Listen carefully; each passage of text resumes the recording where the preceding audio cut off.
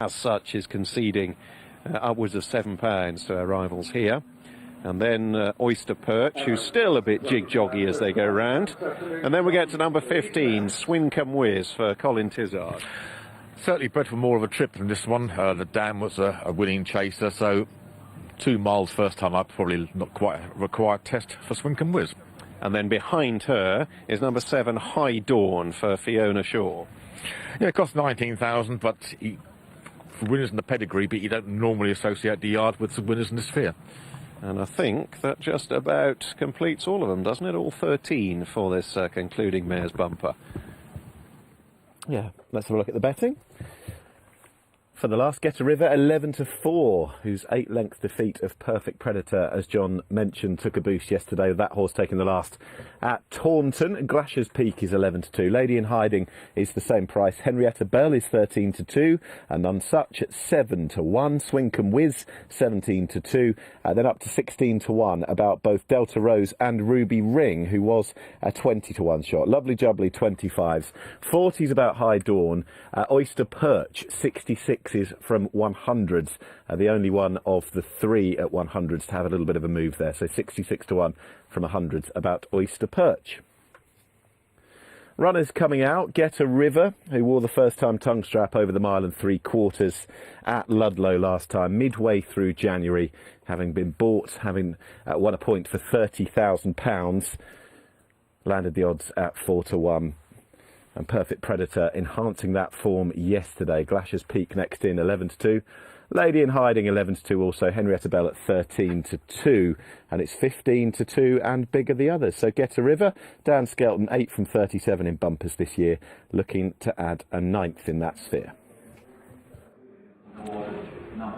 There is Get a River in her slightly quicker paces. We can see her in her still quicker paces when she made a winning debut under rules at Ludlow. Only a small field bumper. And so the form is perhaps a little bit questionable overall, but she could do no more than get the job done in the style in which she did it. Yeah, there's a 1 6 bumper, but up the 2 furlongs here, and as often the case at Ludlow this season, bringing them as far up the near side as you can. The form got a boost yesterday with the runner-up, Perfect Predator winning. Yeah, wearing down the favourite later. That's right, yeah, and they were a long way clear of the remainder. So, plenty to like about this performance. The promise of certainly more to come, stepping up the 2 miles, and let's say the form got a boost. Plenty to like.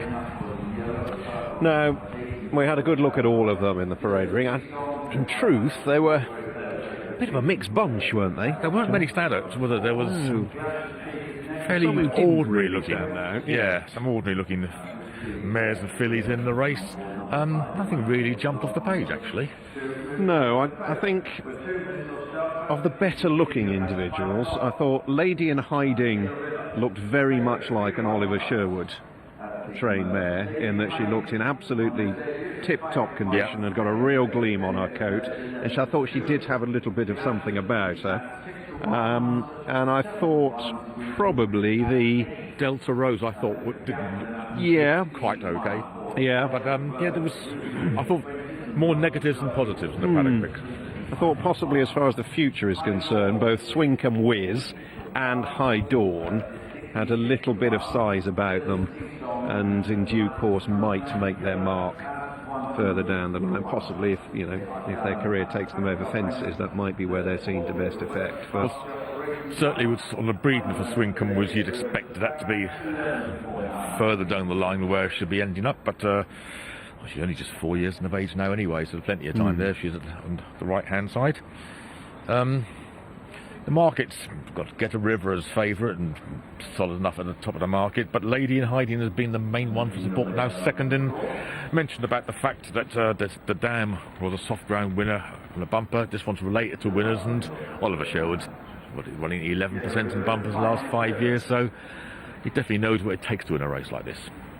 Glash's Peak at 6-1, Henrietta Bell also at 6-1. Of course, those also have the benefit of previous experience, like the market leader Get a River. 7-1, Swincome Whiz, not unbacked, in from a high of 9s. None Such is at 8-1, 16-1, and bigger the rest of the field, and no really significant movers among those at double or in some cases triple figure prices. 5 o'clock has been reached and breached, and it looks as though they're about to turn and make a line for the finale. So it's a good opportunity for us, I think, to go back up to the commentary box. The final time today, and with thanks, we can rejoin you. Thanks, Stuart. Starter's just got over to his steps. He's up on them now, so they are beginning to come forward. Flags up. Starter's ready. They're moving slowly forward to the tape.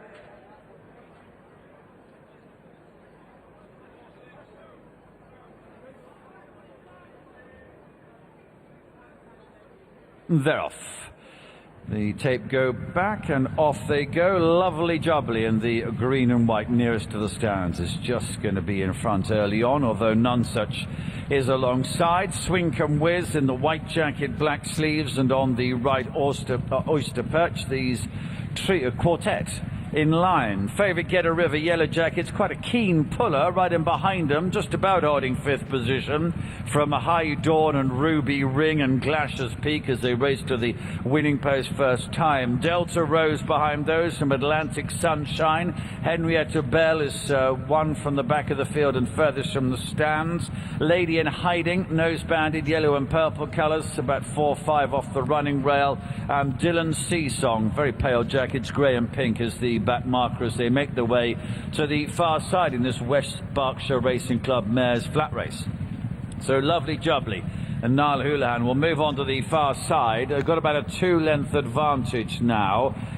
Second place, pretty close. Swinkum Whiz, Harry Cobden, white jacket and black sleeves, is alongside Sam Whaley-Cohen on None Such, the orange sleeve jacket, and Oyster Perch and Sean Houlihan, very pale jacket and black cap behind those.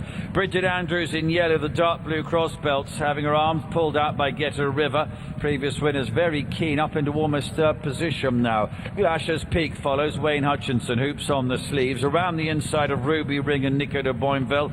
The orange of High Dawn is next midway down the field, mounted Mikey Legg. They are then, and that's widest on the course, and followed out wide by Lake Naspert and Lady in Hiding, yellow and purple jacket. About level with that is Delta Rose, James Davis in red, yellow and white. Gavin Sheehan, dark and light blue jacket, a paler cap on. Henrietta Bell goes the shortest way in the very pale colours of Dylan Seasong, Harry Bannister in company with that. And about 1 or 2 from the back is Trevor Whelan on Atlantic Sunshine in the orange and black striped jacket. So they move down towards the end of the back straight, and Get a River's gone through to lead now. Goes on, lovely jubbly in second place, 2 lengths behind the leaders as they move past halfway, about 3 lengths behind the leader in fact. Then comes None Such, races round the outer of Swinkum Whiz, and Glash's Peak is 1.5 lengths off those. Delta Rose and also Lady in Hiding beginning to make a little bit of progress as Oyster Perch is driven along. Henrietta Bell has rather undertaken that, and then comes Atlantic Sunshine. High Dawn has got a couple of reminders towards the back of the field, and Ruby Ring is just ahead of that as they come to the home turn. Lovely jubbly, and the green and white is quickly plummeting back through the field. Get a River moves into the straight as Glash's Peak has joined None Such in 2nd and 3rd places. Delta Rose is moving through into 4th with the nose-banded Lady in Hiding level, and Swinkum Whiz behind these. Dylan Seasong in a pale jacket behind those, and then comes Atlantic Sunshine as they head down to the 3 marker. Get a River, the favourite, is the one to catch, shows in front, but with a noseband on the left, Lady in Hiding continues to make nice headway. Glash's Peak behind those. Delta Rose and None Such, the next pair towards the extreme right. Henrietta Bell is running on from the back of the field, but coming to the 2 marker, and it's Get a River in front, 3 or 4 lengths ahead. Lady in Hiding, noseband, has moved through into 2nd place. Behind these Glash's Peak, and then Dylan Seasong, and also running on Henrietta Bell. Still well over a furlong to go. It's a 4-length lead for Get a River. Henrietta Bell is out after her, and also coming there Dylan Seasong with Harry Bannister. Closing stages, Get a River. It's now only a 2-length lead. Dylan Seasong closing in 2nd position, 1.5 lengths behind, but Get a River unbeaten. Dylan Seasong in 2nd position. There followed in by Henrietta Bell, and behind these Lady in Hiding and Glash's Peak. Get a River remains unbeaten, and it's now 2 out of 2 under rules, supplementing that Ludlow success and doing it here, conceding upwards of £7 to her rivals. Get a River has been sent off the 5-2 market leader for Dan Skelton in the hands of Bridget Andrews, who went to the front, well, probably before the halfway stage. So strongly was Get a River travelling down the back straight, then just really tore the race apart running down the side of the course, to the extent that I think in running we both felt that, well, maybe, you know, they've gone a little bit hard too soon here, but no, not a bit of it. Get a River just kept on rolling. Yeah, Get a River's taken her to the front at the halfway stage over a 4-length lead, and a few moments up the home straight at various stages she looked a little bit vulnerable, but she kept plugging away and held on well in the finish. Mile and 6 bumper at Ludlow last time, 2 miles today. She clearly has got plenty of stamina in her, and I'm not sure we mentioned beforehand, looking at the paddock and what they've done on the form book, if the field is that strong, but she could do no more than defy the penalty in the bumper. And 3 out of 3 now, including the point, and this will be easier ground as well than the surfaces she's raced on so far, so more options for the connections. Yeah, it might just be as well that it's hard to quantify what she's beaten here, but this success has some thinking in terms of the nickel coin mare's bumper, the grade 2 at Aintree. As there's not much point, I don't think, in carrying a double penalty in ordinary company. Yeah, they may as well look at a race like that anyway, yeah, and certainly the connections will have a plan for her. The runner-up, Dylan Seesong, who was well beaten on debut here in January, has stepped up hugely on that performance from Mark Gusher, picked up 2nd place. And Henrietta Bell, who looked on the far side, Gavin Sheehan taking the same route as he did in Emma Tom and the novice hurdle, were winning there. It looked like at this stage that Henrietta Bell could play a bit of a part. She's plugged on the 3rd place. The market mover was Lady in Hiding, who was held up in the rear and moved up threateningly early in the straights and still looked booked for a place around the furlong and a half mark, but didn't go on from there and has finished a little bit tamely.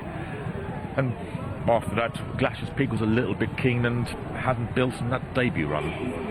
And when we see the head on in a moment's time, we might just see towards the back somewhere Swincombe Whiz, who's in the orange with the black sleeves, the white and orange black starred sleeves, 2nd from the right. She's been beaten a very long way, but did travel for 2/3 of the race and was still there swinging on in. Definitely, she's long term, she could be a nice sort of prospect amongst this field, because we thought in the paddock she looked as if she was probably more, certainly for the long term, breeding has suggested that as well.